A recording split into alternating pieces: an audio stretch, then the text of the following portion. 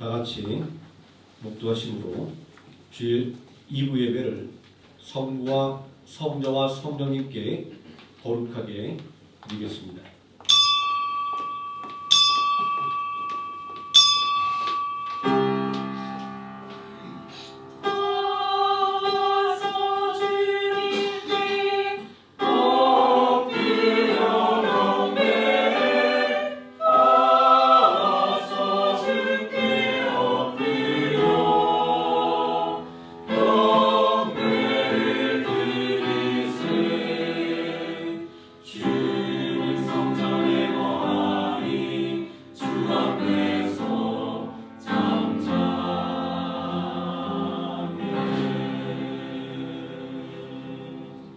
나를 능하게 하신 그리스도 예수 우리 주께 내가 감사함은 나를 충성되이 여겨 내게 직분을 맡기심이니 내가 전에는 비방자요 박해자요 폭행자였으나 도리어 긍휼을 입은 것은 내가 믿지 아니할 때에 알지 못하고 행하였습니다. 우리 주의 은혜가 그리스도 예수 안에는 믿음과 사랑과 함께 넘치도록 풍성하였도다. 믿보다 모든 사람이 받을 만한 이 말이여 그리스도 예수께서 죄인을 구원하시려고 세상에 임하셨다 하셔도다. 죄인 중에 내가 괴순이라. 그러나 내가 긍휼을 입은 까닭은 예수 그리스도께서 내게 먼저 일체 오래 참으심을 보이사 후에 주를 믿어 영생 얻는 자들에게 본이 되게 하려 하심이라. 영원하신 왕 곧 썩지 아니하고 보이지 아니하고 홀로 하나이신 하나님께 존귀와 영광이 영원 무궁하도록 있을지어다. 아멘. 다 함께 자리에서 일어나셔서 찬송가 1장 함께 찬송하시겠습니다.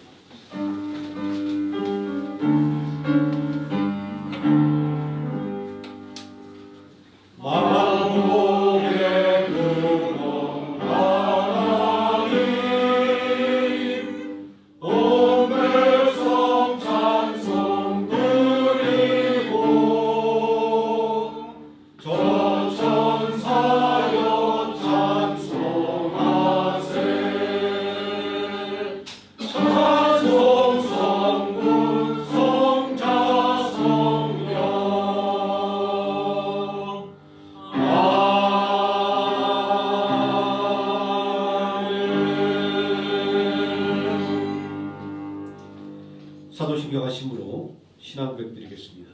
전능하사 천지를 만드신 하나님 아버지를 내가 믿사오며 그 외아들 우리 주 예수 그리스도를 믿사오니 이는 성령으로 잉태하사 동정녀 마리아에게 나시고 본디오 빌라도에게 고난을 받으사 십자가에 못 박혀 죽으시고 장사한 지 사흘 만에 죽은 자 가운데서 다시 살아나시며 하늘에 오르사 전능하신 하나님 우편에 앉아 계시다가 저리로서 사람과 죽은 자를 심판하러 오시리라. 성령을 믿사오며 거룩한 공예와 성도가 서로 교통하는 것과 죄를 사하여 주시는 것과 몸이 다시 사는 것과 영원히 사는 것을 믿사옵나이다. 아멘. 자리에 앉으셔서 357장 함께 찬송하시겠습니다.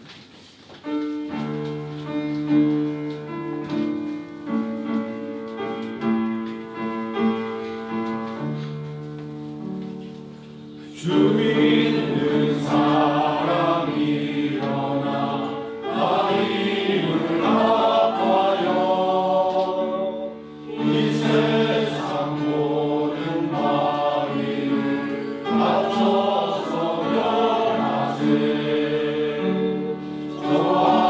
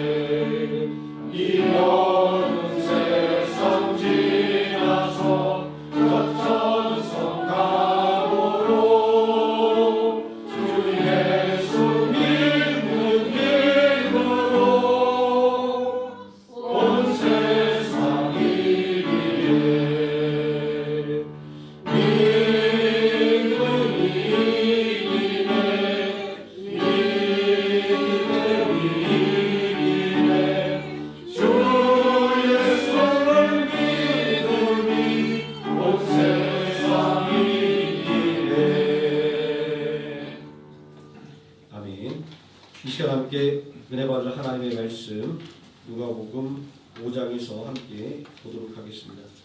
누가복음 5장 1절에서 11절까지 말씀입니다.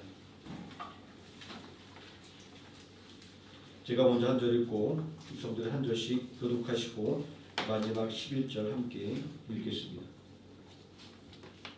신약성경 96페이지 누가복음 5장 1절에서 11절까지 말씀입니다.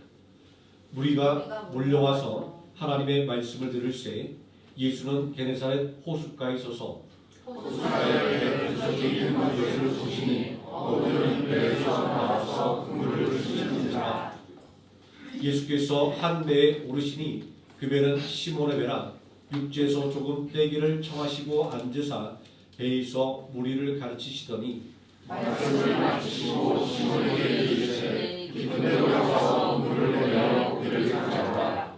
시몬이 대답하여 이르되 선생님, 우리들이 밤이 새도록 수고하였을 때 잡은 것이 없지만은 말씀에 의지하여 내가 그물을 내리리다 하고 그러니 그를 잡은 것이 심하나 그물이 찢어지는지라.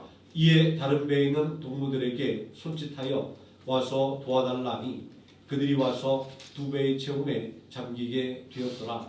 시몬 베드로가 이르고 예수의 이름을 말하여 그를 이르되 주여 나를 떠나소서 나는 죄인이소이다.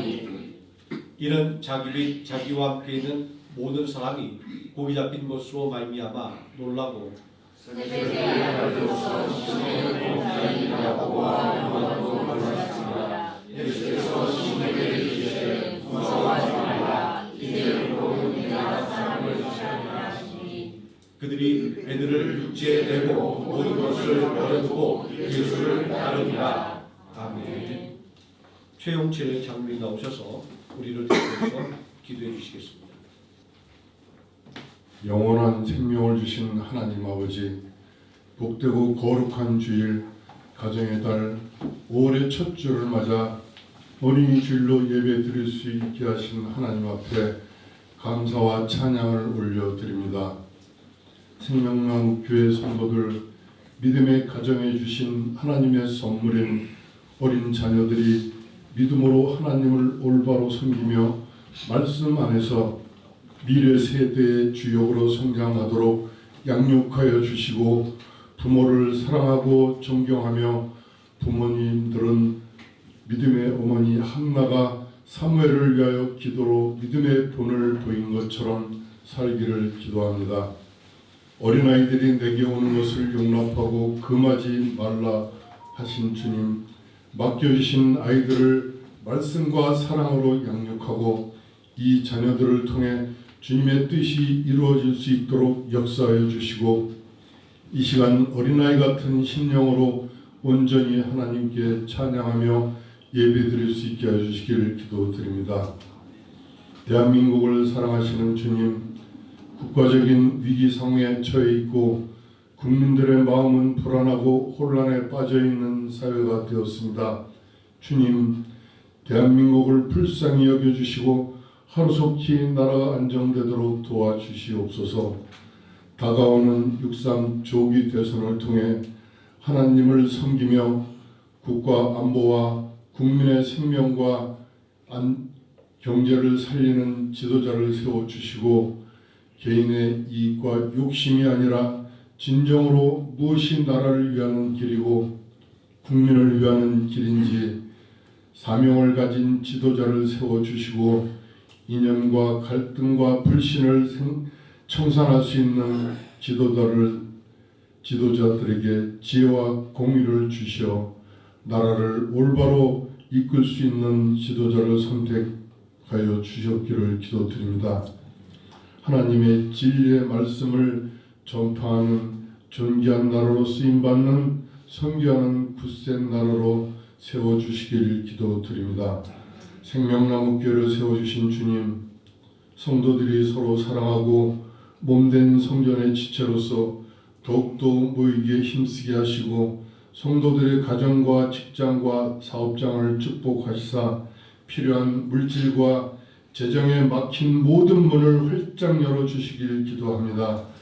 이 시간 김성민 담임 목사님을 통해 하나님의 말씀을 대언하실 때 저희들 심령 속에 악의 쓴뿌리들을 제거해 주시고 모든 일이 형통하게 길이 열리는 역사와 축복과 은혜 내려주시고 예배를 돕는 손길들과 성가대의 찬양을 흠양하시고 지금 이 시간 이곳에서 기도하고 예배드리는 모든 성도들에게 하늘문을 여시고 축복해 주시고 이 자리에 참석하지 못한 성도들도 같은 은혜로 채워주셔서 이 시간 어린아이 같은 마음으로 하나님께 온전히 맡기고 의지하며 살아갈 때 늘 지켜주시고 축복의 길로 인도해 주시길 예수님의 이름으로 기도드립니다. 아멘. 우리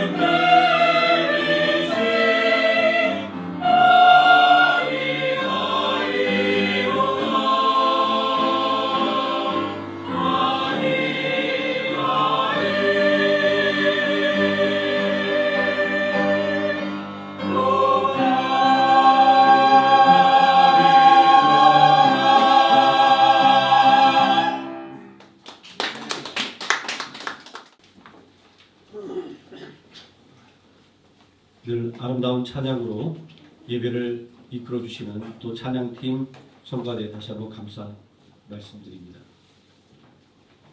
오늘 우리 함께 봉독한 하나님의 말씀, 믿는 자에게 능치 못함 없네 라는 제목으로 하나님 말씀의 은혜를 함께 나누도록 하겠습니다.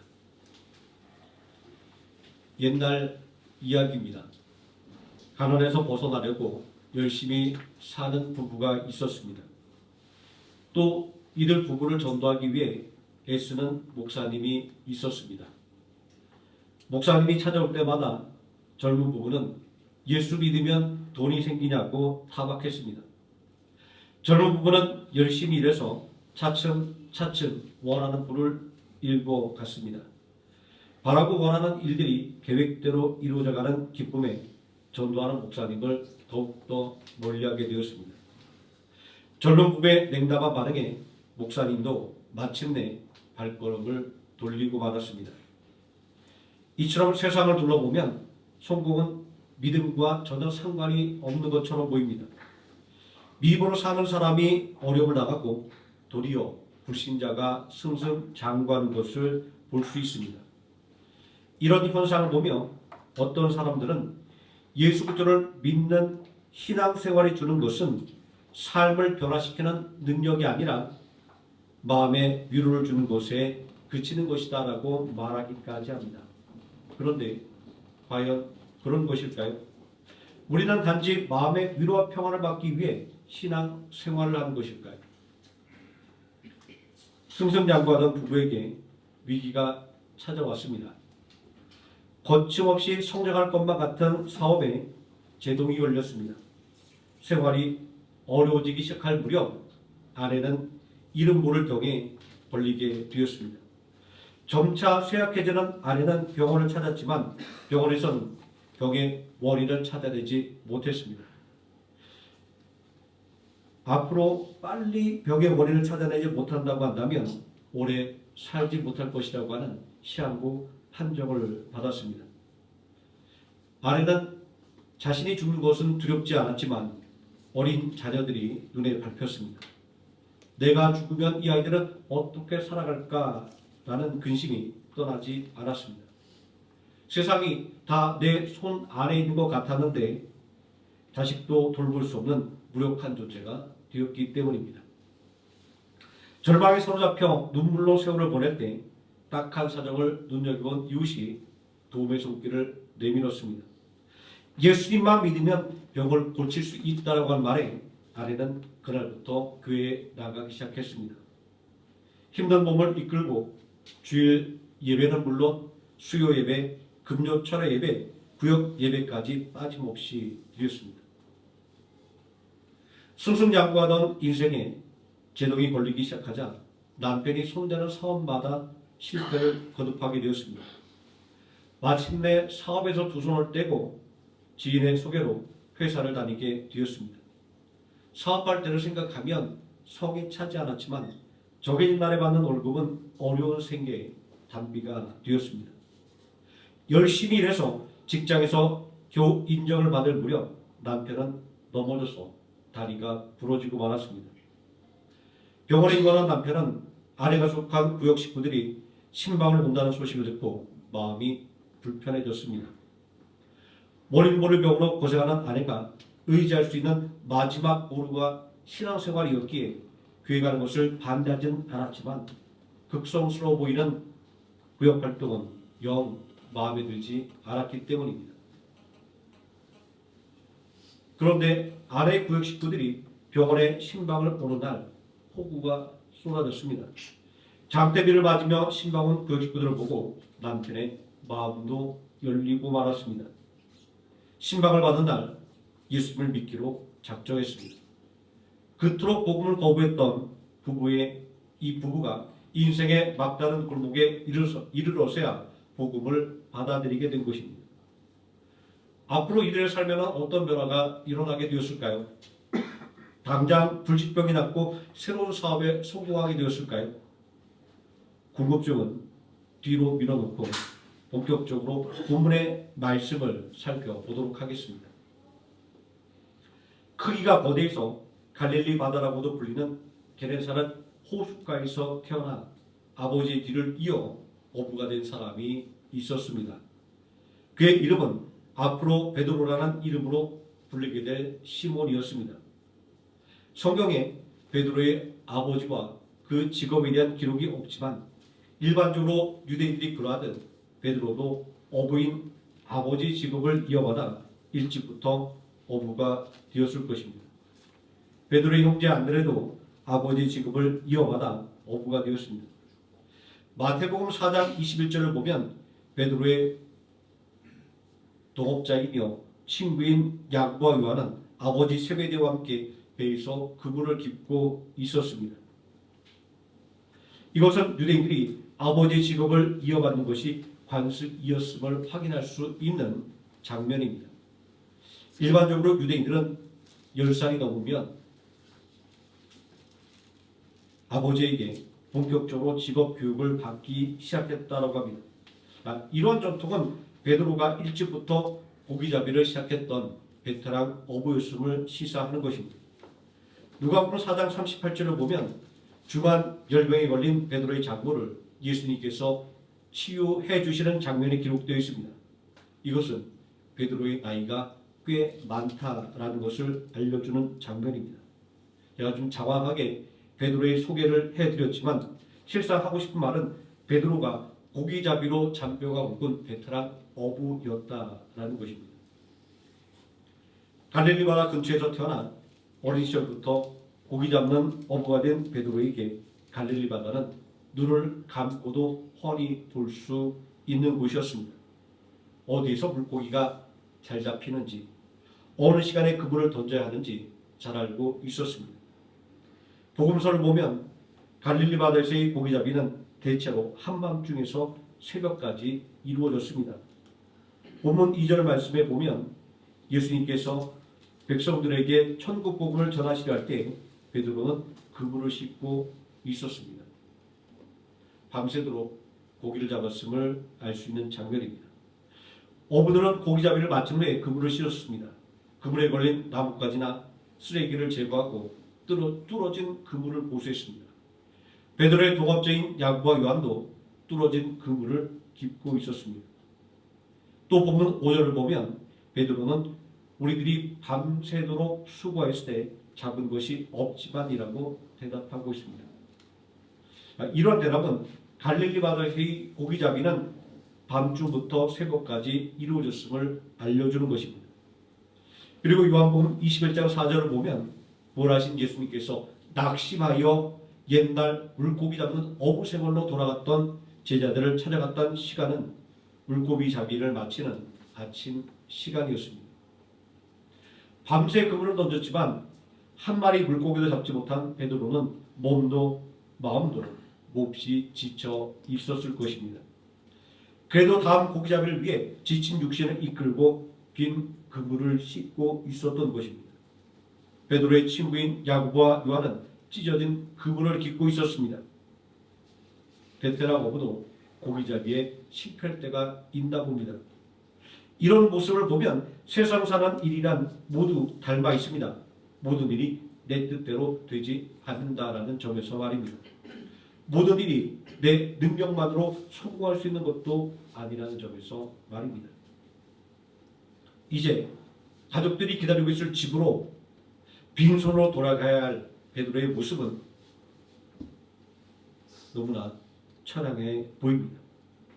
바로 그때 예수님께서 베드로를 찾아오셨습니다.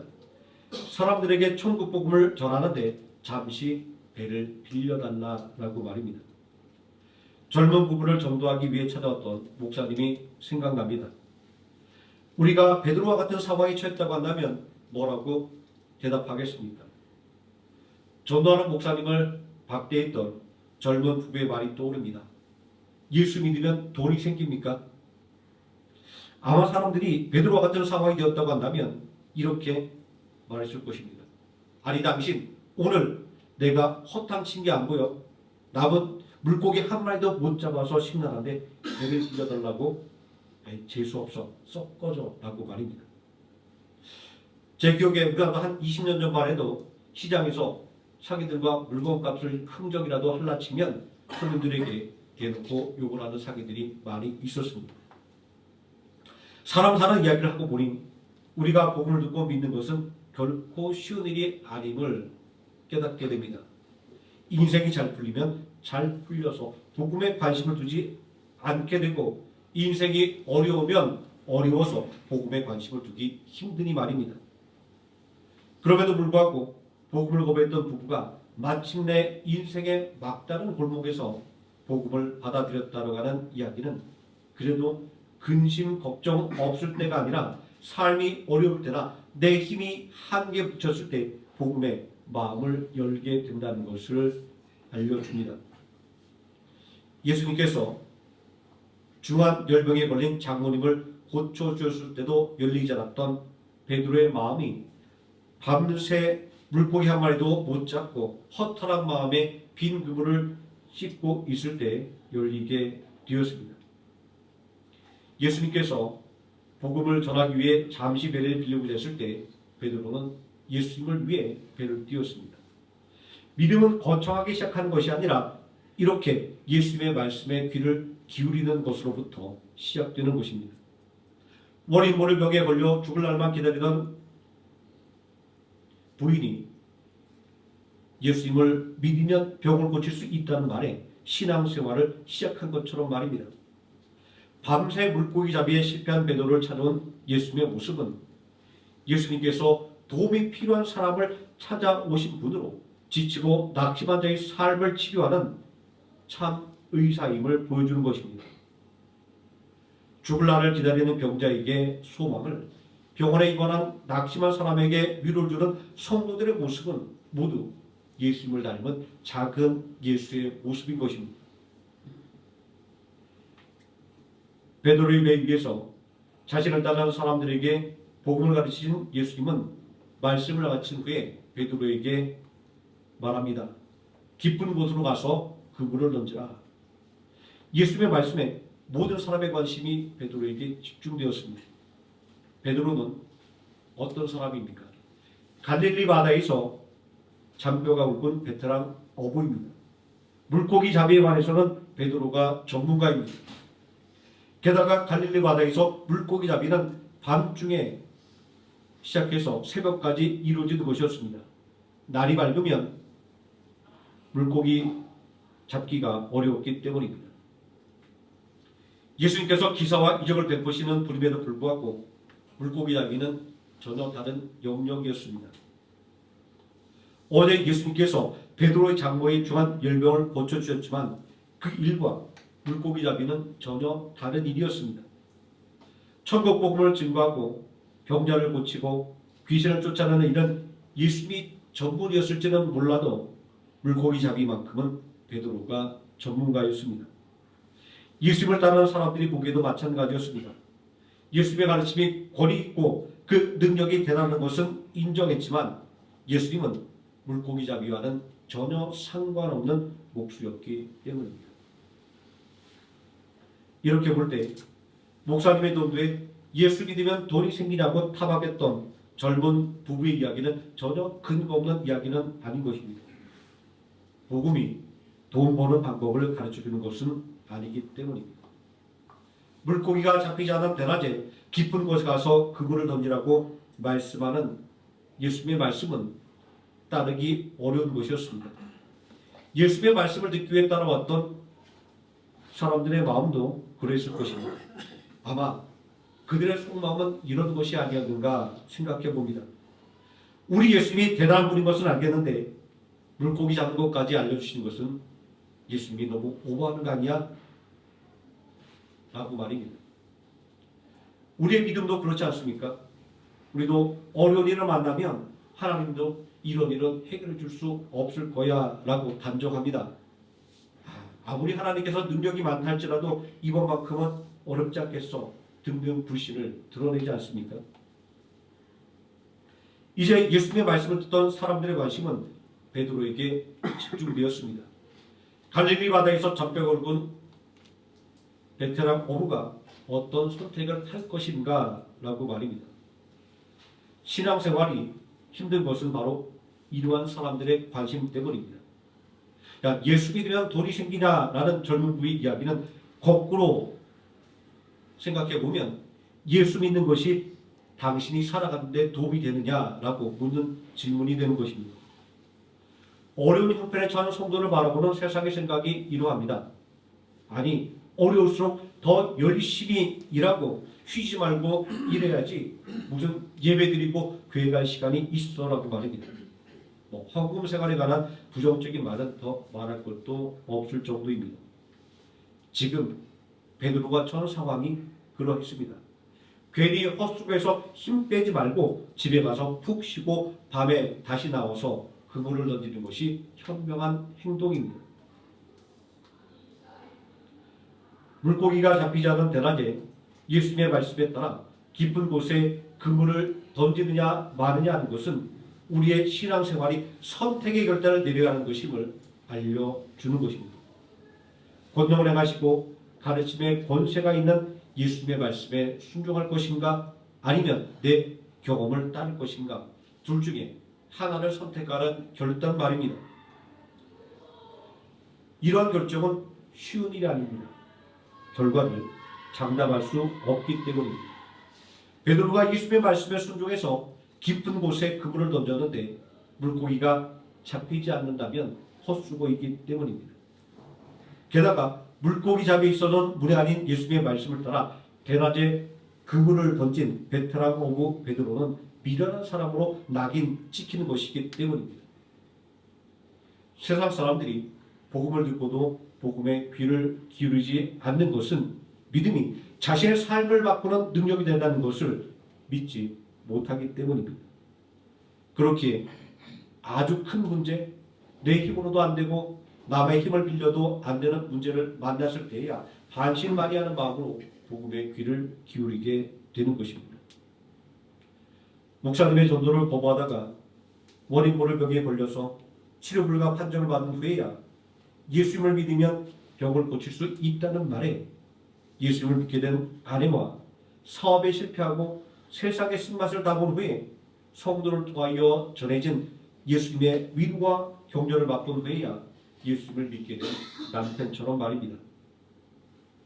그러나 믿음의 결단에는 후회가 없습니다. 왜냐하면 믿음의 결단을 내릴 때가 하나님의 은혜를 받기에 가장 적절한 때이기 때문입니다. 깊은 곳에 가서 그물을 던지라는 예수님의 말씀에 베드로가 순종하기로 결단했을 때 어떤 일이 일어났습니까? 그물이 찢어질 만큼 많은 물고기를 잡게 되었습니다. 한 배에 다 실을 수 없어서 친구의 배를 불러 도움을 받아야만 했습니다. 이날 예수님의 말씀에 순종하여 깊은 곳에 가서 그물을 던졌을 때 도로운 친구의 배까지 가득하게 물고기를 잡게 되었습니다. 만약 베드로가 자신의 경험만을 믿고 예수님의 말씀을 무시했다고 한다면 어떻게 되었을까요? 2배 가득하게 물고기를 잡는 일은 일어나지 않았을 것입니다.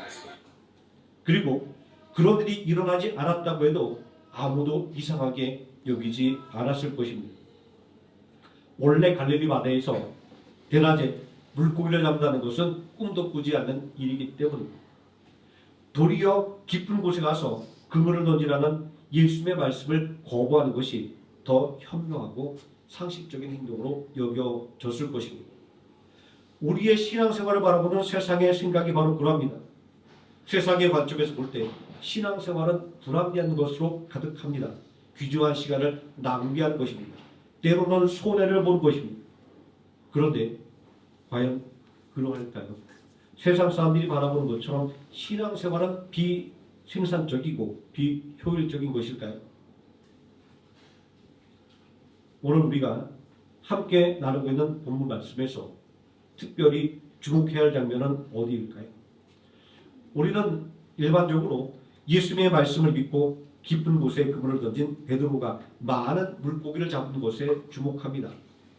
내게 능력 주신 자 안에서 내가 모든 것을 할 수 있느니라는 빌립보서 4장 13절 말씀도 거두절미하고 믿음의 만능소를 지지하는 말씀으로 사용됩니다.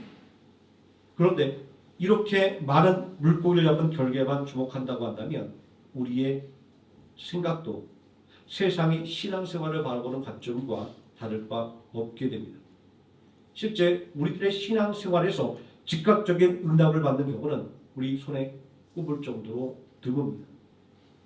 믿음 안에서 모든 것을 할 수 있다라고 말하지만 낙심하는 일이 다반사입니다. 그러므로 우리는 베드로가 많은 물고기를 잡은 결과에 주목하는 것이 아니라 많은 물고기를 잡은 결과를 만들어낸 순종에 주목해야 하는 것입니다.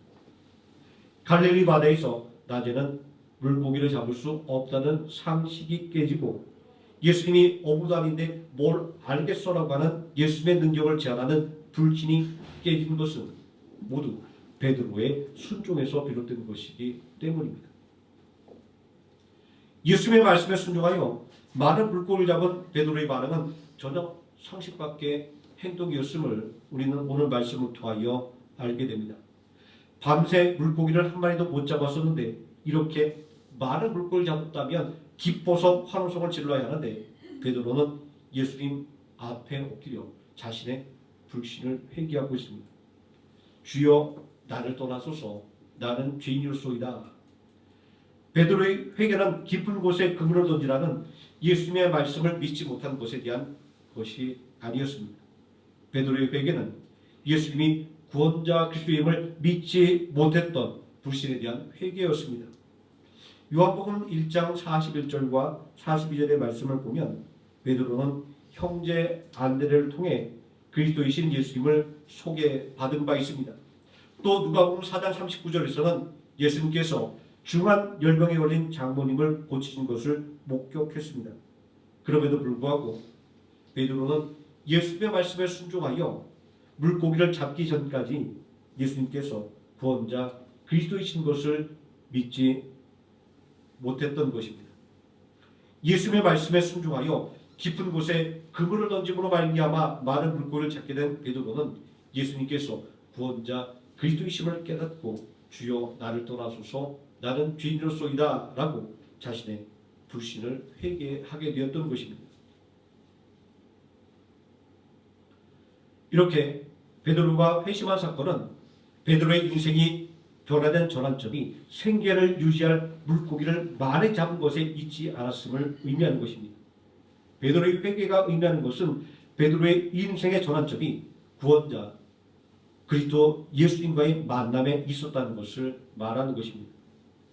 예수 그리스도를 만난 후 베드로의 삶의 목적이 변화되었습니다.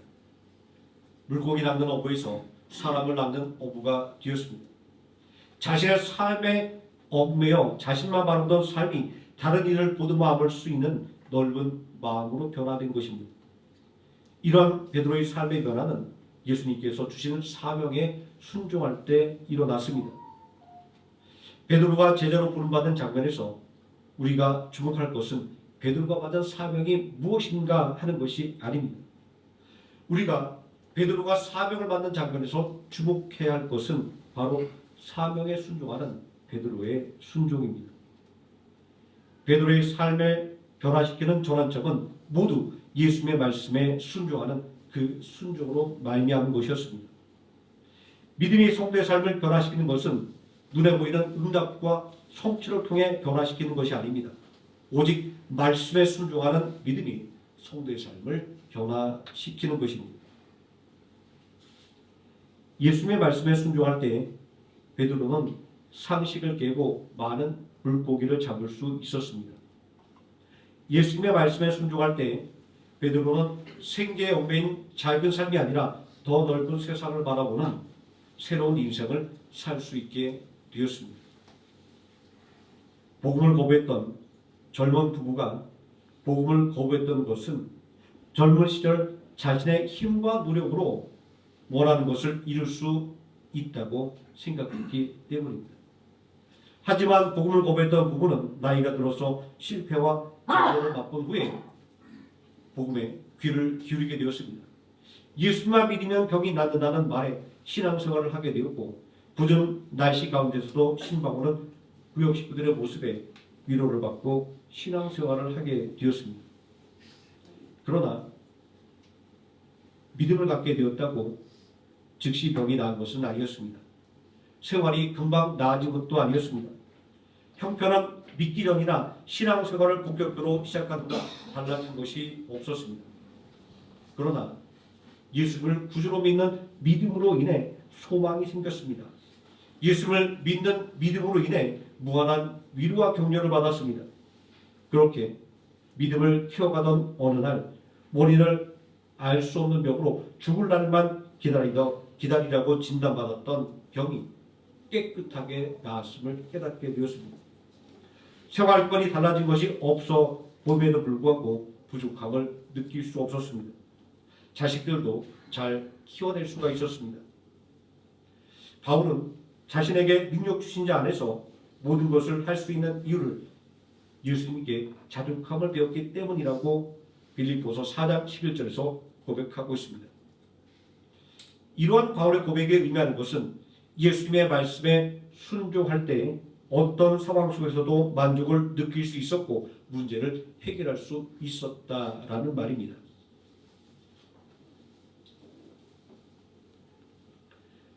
믿음은 복음을 거부했던 젊은 부부의 이야기처럼 우리의 삶에 변화를 가져다 줄 수 없는 것처럼 보였습니다. 그러나 복음을 거부했던 젊은 부부와 구원자인 예수님을 보고도 깨닫지 못했던 베드로의 삶을 변화시킨 것은 예수님의 말씀에 순종하는 믿음이었습니다. 세상의 관점에서 마음에 작은 위로와 평안을 줄 수만 있다면 다행인 것 같았던 믿음이 예수님의 말씀에 순종하여 믿음으로 살기를 소망하는 사람들의 삶을 완전히 변화시켰습니다. 어떤 상황에서도 낙심하지 않고 소망으로 충만하도록 만들었습니다. 어떤 어려운 상황 속에서도 감사하며 형통함을 누리는 가운데서도 교만하지 않는 자족함을 누리게 만들었습니다. 이 모든 일이 믿음으로 인해 이루어졌습니다.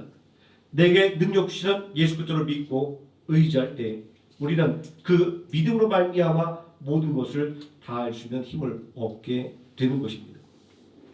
믿음으로 순종하는 자에게 힘 주시는 예수 그리스도를 믿고 의지함으로 상식을 깨뜨리고 불가능을 가능으로 만들어가는 능력 있는 삶을 살아가시는 하나님의 생명함께 성도님 되시기를 예수님의 이름으로 축원드립니다. 기도하시겠습니다. 은혜와 사랑이 풍성하신 아버지 하나님, 복음의 부름을 거부했던 젊은 부부가 마침내 인생의 막다른 골목에서 주님의 부르심에 순종했을 때 그들의 삶에 새로운 길이 열렸음을 봅니다. 갈릴리 바다에 물고기 잡던 어부가 예수님의 말씀을 듣고 그 말씀에 순종했을 때 더 넓은 세상을 향하여 더 큰 뜻을 품고 달려나가는 주님의 제자가 된 것을 봅니다. 오늘 우리도 단지 내 손에 쥐어진 것으로 만족하지 말게 해주시고 또한 내가 누린 것으로 인하여 안일에 빠지지 말게 해주시고 나에게 소망을 주시는 예수님, 나에게 새 힘을 불어넣어주시고 내게 원대한 꿈을 불어넣어주시는 예수님을 만나게 해주시기를 원합니다. 오직 예수님과 함께 인생을 살아감을 통하여 주신 은혜를 늘 감사하며 살게 해주시고 또한 하나님의 뜻을 이루어가는 도구로서 사용되기를 소망하며 앞으로 더 큰 일을 해나가기를 바라는 꿈을 꾸는 능력 있는 성도 될 수 있도록 하나님께서 온전하게 붙드시고 믿음의 능력을 더하여 주시기를 원합니다. 예수님의 이름으로 기도드립니다. 아멘. 찬송가 456장 찬송하시겠습니다.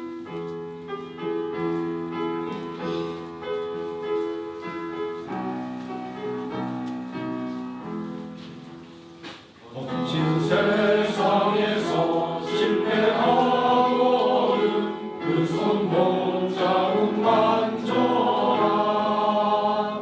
고된 일 하다가 힘을 얻으리 그 손 못 잡은 만져라 그 손 못 잡은 만져라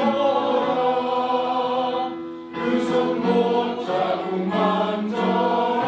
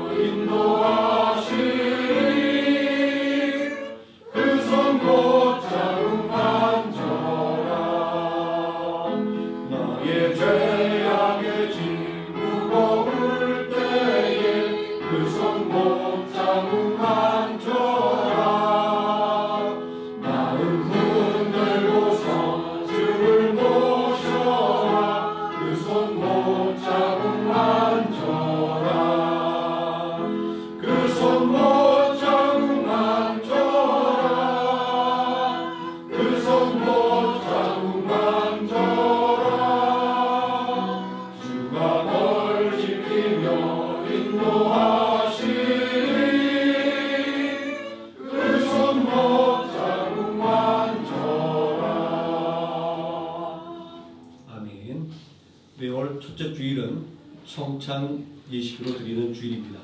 우리를 죄와 사망에서 구원하기 위하여 십자가에서 몸 찢기시고 피 흘려 죽으신 예수님의 은혜와 사랑을 기념하는 이 예식을 통하여 하나님의 무한하신 사랑을 마음속에 다시 새기며 또 예수 그리스도의 위대한 헌신을 마음속에 깊이 새기는 시간이 되시기를 바랍니다.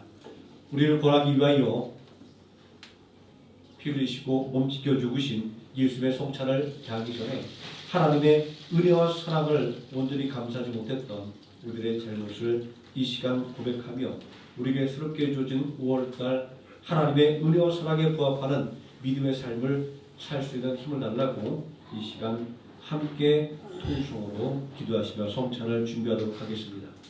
사랑과 은혜가 풍성하신 아버지 하나님, 하나님의 은혜 가운데 우리가 살아가는 귀한 존재가 되었음을 오늘 성찬을 통하여 다시 한번 깨닫게 됩니다. 죄로 인하여 죽을 수밖에 없는 우리를 구원하기 위하여 하나님의 독생자를 이 땅에 보내주셨고 그 먹고 죄 없는 하나님의 독생자께서 우리를 죄와 사망에서 구원하기 위하여 십자가에서 몸 찢기시고 피 흘리시며 죽임을 당하셨습니다. 우리를 향한 하나님의 사랑과 또 우리를 위한 주님의 헌신을 생각할 때 우리의 마음과 입에는 온전히 감사의 마음만 넘쳐야 할 터인데 우리는 잠시 불편한 것을 참지 못하고 조금 부족한 것을 견디지 못하고 원망과 불평을 일삼았음을 이 시간 고백합니다. 아버지 하나님, 우리의 연약한 마음을 이 시간 회개하오니 전능하신 아버지 하나님, 이 시간 이 성찬을 통하여 우리의 믿음을 새롭게 세워주시기를 원합니다. 우리를 사랑하신 그 하나님의 사랑에 감사하는 마음을 우리를 구원하기 위한 예수님의 그 헌신에 무한히 감사하는 마음으로 가득 차는 이 성찬의 시간이 되게 하여 주시기를 원합니다. 우리를 위하여 죽으신 예수님을 이 성찬을 통하여 온전히 기념하며 마음속에 깊이 새김으로 말미암아 우리에게 새롭게 주어진 5월 시간 온전히 하나님의 은혜를 감사하며 찬양하며 나가게 하여 주시기를 원합니다. 예수님의 이름으로 기도드립니다. 아멘. 내가 너에게 전한 것은 주께 받은 것이니 곧 주 예수께서 잡히시던 밤에 떡을 가지사 축사하시고 떼어 이르시되 이것은 너희를 위하는 내 몸이니 이것을 행하여 나를 기념하라 하시고 식후에 또한 그와 같이 잔을 가지시고 이르시되 이 잔은 내 피로 세운 새 언약이니 이것을 행하여 마실 때마다 나를 기념하라 하셨으니 너희가 이 떡을 먹으며 이 잔을 마실 때마다 주의 죽으심을 그가 오실 때까지 전하는 것이니라. 그러므로 누구든지 주의 떡이나 잔을 합당하지 않게 먹고 마시는 자는 주의 몸과 피에 대하여 죄를 짓는 것이니라. 사람이 자기를 살피고 그 후에야 이 떡을 먹고 이 잔을 마실지니 주의 몸을 분별하지 못하고 먹고 마시는 자는 자기의 죄를 먹고 마시는 것이니라. 아멘. 229장 찬송하시면서 준비한 성찬 대하도록 하겠습니다. 아무 근도 없고 거룩하신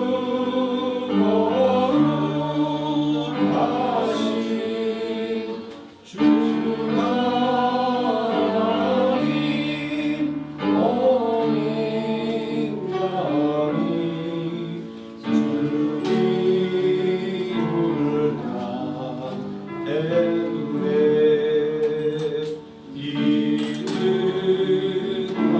주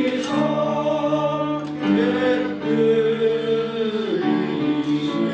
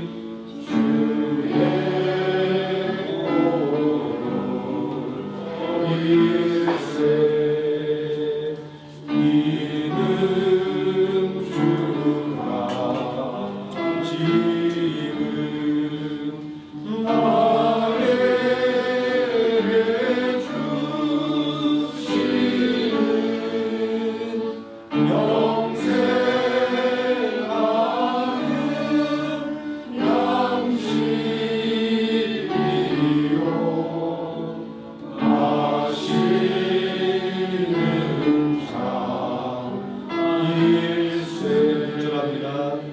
우리 그때까지 십자가를 지고 주의 자비 안와를 해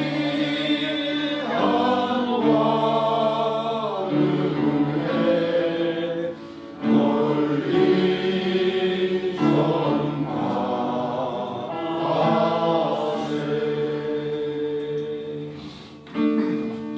이 시간 함께 기도하기를 원합니다. 몸이 아프신 분은 아픔 속에 손을 얹으시고 문제가 있으신 분은 가슴에 손을 얹으시기 바랍니다. 은혜와 사랑이 풍성하신 아버지 하나님, 우리는 하나님께 아무것도 아뢰 능력도 권한도 없으나 우리를 죄에서 구원하기 위하여 십자가에서 피 흘려 죽으신 예수 그리스도의 보혈의 공로를 의지하여 하나님께 간구합니다. 또 예수 그리스도의 십자가로 말미암아 하나님의 자녀가 된 자녀의 권세를 가지고 하나님께 담대하게 구하기를 원합니다. 아버지 하나님, 이 시간 우리의 모든 기도를 들어주시고 응답하여 주시기를 원합니다. 아버지 하나님, 인간의 힘으로 고칠 수 없는 질병으로 인하여 고통받고 있는 성도들 있습니다.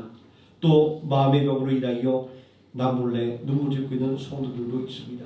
전능하신 아버지 하나님, 예수 그리스도의 피 묻은 손으로 우리 모든 성도들의 아픈 곳을 안수하여 주시고 심령을 만지사 모든 질병이 깨끗하게 치료되는 은혜의 역사가 있게 해주시고 마음에 무한한 위로를 통하여 용기가 샘솟는 은혜의 역사가 넘쳐나게 하여 주시기를 원합니다. 예수 피로 명하노니 우리의 심령을 괴롭히는 악한 원수마귀는 물러갈지어다. 우리의 육신을 괴롭히는 악한 영의 세력은 일곱 길로 물러갈지어다. 아버지 하나님, 주님의 능력을 의지하여 우리의 모든 문제를 하나님 앞에 내려놓기를 원합니다.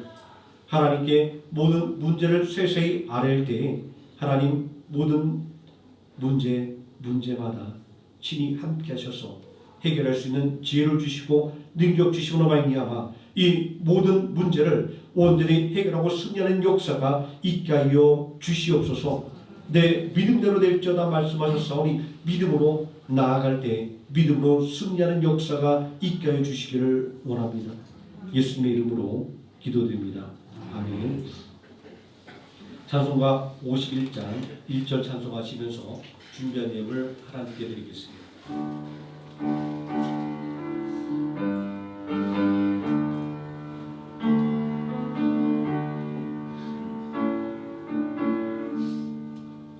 주님 주신 거룩한 날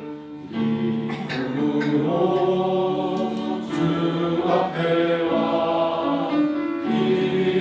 기도하고 찬양하며 주께 경배 드립니다. 내게 주신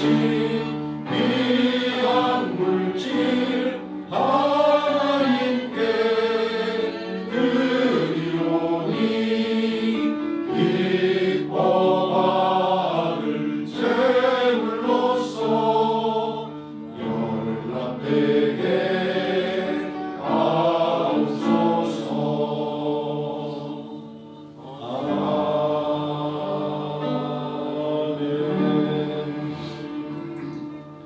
봉헌 기도드리겠습니다. 사랑과 은혜가 풍성하신 아버지 하나님, 우리에게 주신 삶의 은혜로 인하여 하나님께 감사하며 하나님께 받은 것 귀하게 구별해 드릴 수 있는 믿음의 능력을 주심을 감사를 드립니다. 또한 우리의 삶에 필요할 때마다 하나님께서 함께 하시며 모든 것들을 공급해 주심을 또한 이 시간 이 믿음의 예물을 통하여 고백할 수 있도록 믿음의 능력을 더하시고 삶의 능력을 더하심을 감사를 드립니다. 아버지 하나님, 이 믿음의 고백 위에 30배, 60배, 100배 놀라운 축복의 역사가 넘쳐나게 하여 주시옵소서. 우리 모든 성도들의 가정, 하나님 불꽃 같은 눈동자로 지켜보아 주시고 강하고 의로운 오른손으로 붙드사 악한 원수박이 조금 더 틈타지 못하게 해주시며 하나님의 주신 사랑과 희락과 평강이 넘치는 가정 되게 하여 주시기를 원합니다. 우리 성도들 직장에서 일할 때 많은 어려움 중에 있는 줄 압니다. 세계의 경제가 어려운 가운데 모든 기업들이 또한 긴축 경영을 하고 있는 이 모든 상황 가운데 우리 성도들 문제들 가운데 낙심하거나 두려워하지 말게 해주시고 언제나 믿는 자와 함께 하시며 믿는 자에게 능력 주시기를 원하시는 예수님의 손을 붙잡고 담대하게 나아가게 하여 주시기를 원합니다. 오직 주님의 손을 붙잡고 나갈 때 주께서 붙잡아 주심으로 말미암아 흔들리지 않은 견고함이 있게 해주시고 성령께서 그의 입술에 기름 부으실 때 그 모든 말 한마디 한마디가 능력 있고 인정받는 말들이 되게 하여 주시기를 원합니다. 아버지 하나님, 우리 성도들 경영하는 기업과 사업장에 함께하여 주셔서 함께 격려하여 주옵소서. 어려움과 장애물이 다가올 때 낙심치 말게 해주시고 전능하신 하나님을 의지하며 담대하게 기도함을 통하여 모든 문제를 헤쳐나가는 힘을 얻게 해주시고 모든 문제를 해결할 수 있는 지혜를 얻게 해주시기를 원합니다. 지혜 권한 자에게 꾸짖지 않으시고 호의 주시는 하나님을 의지하며 하나님께 구한 지혜로 말미암아 늘 성장하는 기업과 사업장 되게 하여 주시옵소서. 주께 드려진 이 예물이 주님의 몸된 하루의 생명교회를 더욱더 든든히 세워가는 은혜가 넘쳐나게 해주시고 이 예물을 통하여 생명교회가 더욱더 힘써 복음을 전하며 낙심한 자를 위로하여 일으켜 세우고 또한 선교에 동참하며 또 후원하는 일을 더욱더 힘써 행할 수 있는 능력 있는 교회가 되게 하여 주시기를 원합니다.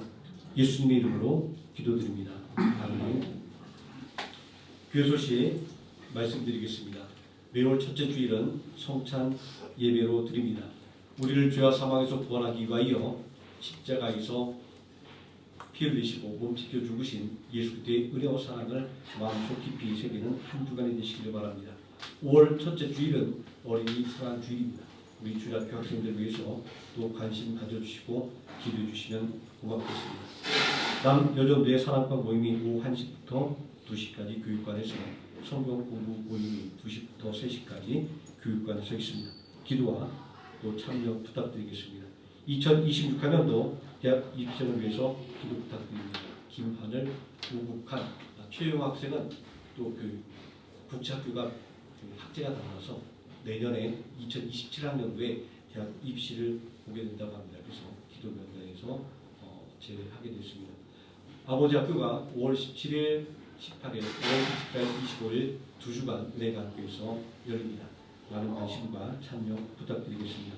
청소년 워십 페스티벌이 5월 10일 토요일 골든플레이스 지하에 위치한 달팽이 학교에서 열립니다. 참여하는 우리 생명학교의 주부 학생들을 위해서 기도해 주시면 고맙겠습니다. 새신자 초청 주일이 5월 넷째 주 5월 25일 주일에 있습니다. 위해서 기도로 준비해 주시면 고맙겠습니다.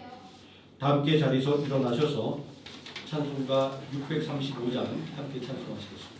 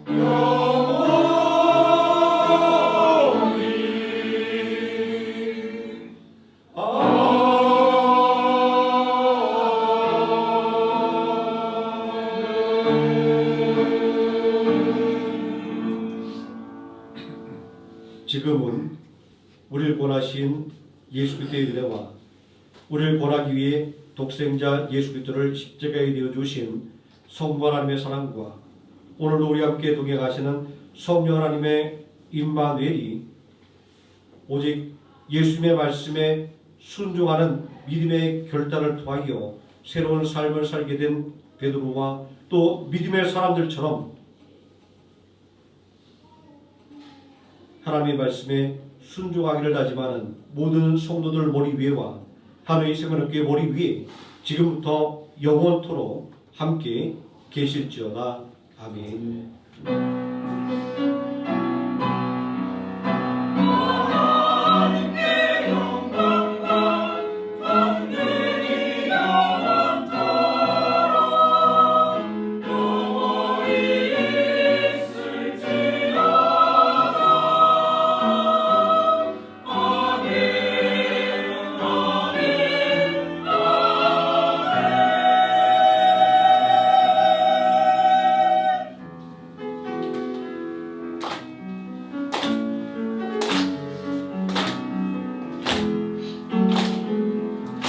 내 모습 속에 보이는 하나님 영상 아름다워라. 존귀한 주의 자녀 됐으니 사랑하며 섬기리. 자매의 모습 속에 보이는 하나님 영상 아름다워라. 존귀한 주의 자녀 됐으니 사랑